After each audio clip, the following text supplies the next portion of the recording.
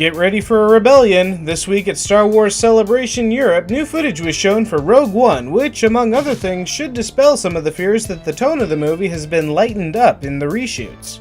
The behind-the-scenes look showcases not just the gritty tone of the movie, but the lengths it's gone to use practical effects and locations to bring Star Wars into a realistic setting, even if that realistic setting is the most beautiful island paradise they could find.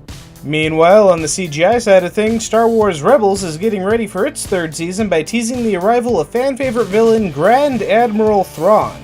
Best known for his role in the now out-of-continuity Thrawn trilogy, Rebels will reintroduce the Imperial Mastermind to the current Star Wars universe. Moreover, Thrawn's creator Timothy Zahn is also set to write a new novel featuring Thrawn set for release in April of 2017.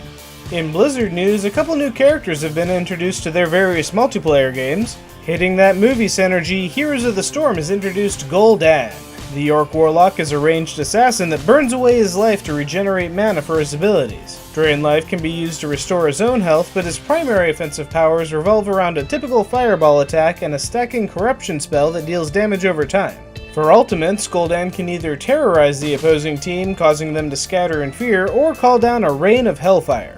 Meanwhile, over in Overwatch, the first new addition to the roster has been revealed. For weeks now, it's been speculated that the new character would be Pharah's mom, a healer with a sniper rifle named Sombra, and the speculators were almost completely right. The new character is a support sniper and is Pharah's mother, but her name is Ana, not Sombra.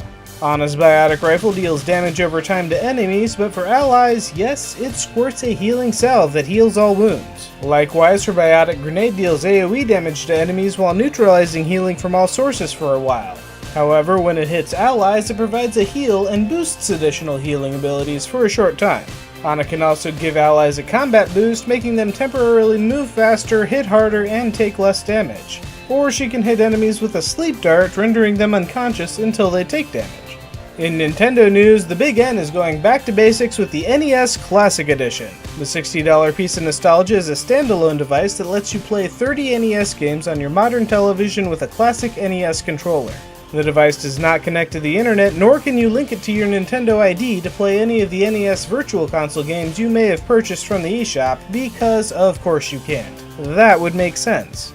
On the upside, the NES Classic controller is compatible with the Wiimote controller, allowing you to use it when playing Virtual Console NES games.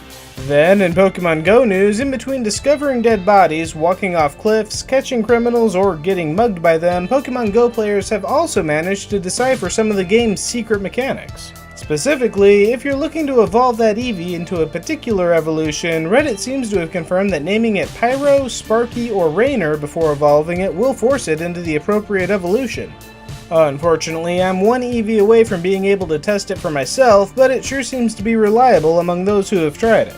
And finally, the EVO Championship Series should be wrapping up today. The 3-day fighting game extravaganza started on Friday in Las Vegas as thousands of gamers competed for the top spots in 9 different titles. From Super Smash Bros. To Mortal Kombat, the best of the best are fighting for fame and fortune at one of the largest video game events in the world.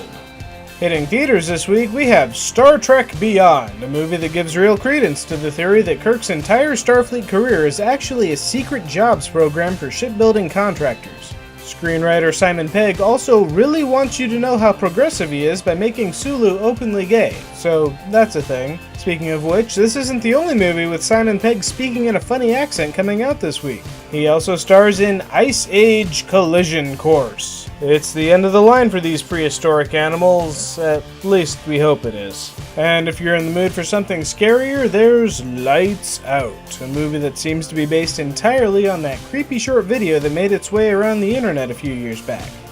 Either way, it looks pretty good for a scare. Over on television, starting this week, is Shooter on USA. Bob Swagger is the world's best sniper, but when he's pulled out of retirement to protect the president, it all goes wrong. My name is Bob Lee Swagger. I did not kill the president. Coming out on PC this week, we have Earth Defense Force 4.1, The Shadow of New Despair. Save the world from alien invaders with 4 classes, 800 weapons, and a giant robot or two in this co-op third-person shooter. And if you'd like to take a more macro approach to defending humanity from alien hordes, Aegis of Earth Protonovus Assault looks like an interesting take on the tower defense concept with a rotating wheel of weapons. which is more than can be said for Ranger of the Jungle. It's a nice enough looking tower defense game to be sure, but it doesn't appear to bring anything new to the table. Moving over to RPGs, I Am Setsuna knows the 4 magic words to pique my interest: inspired by Chrono Trigger. Meanwhile, Zombie Night Terror looks like it's actually doing something new with the zombie concept, namely putting zombies under your indirect control, Lemming style. And while last week I showcased a game about a gravity-defying cat, this week we have The Land of Eos, a game about a gravity-defying boy in a cat suit. So there's that. And finally, we have Super Fight, which may be a fun game to play with friends, but it's more likely that the bulk of the entertainment from this will come from watching professional streamers play it on Twitch. And that brings us to this week's CGBros video, Tom by Omri Fisher. I don't know if he's a major or not, but it looks like his trip into space is going to take him a lot further than the moon.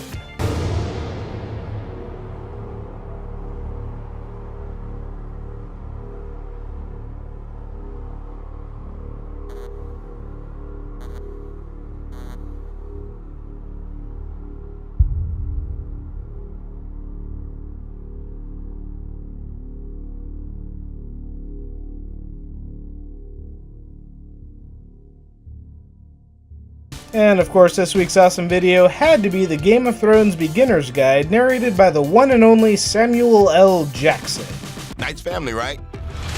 Don't get attached. I'm just saying. And that's everything for this week, so what's your craziest Pokemon Go story? Tell me in the comments below. Be sure to like and subscribe, pass this video around to your friends, and have a great 2 weeks because I am off to Comic-Con.